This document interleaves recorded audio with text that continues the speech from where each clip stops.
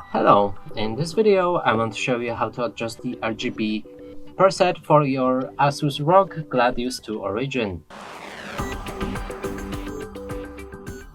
So to do this, first you'll need to get the Armory Crate program from the Asus ROG website or search it in any search engine.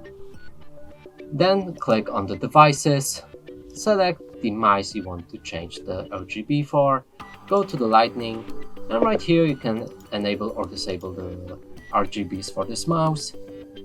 Change the basic effects, go for advanced effects in Aura Creator. You can also switch the LED brightness and change the speed on how often the lights flash. You can also reverse the direction.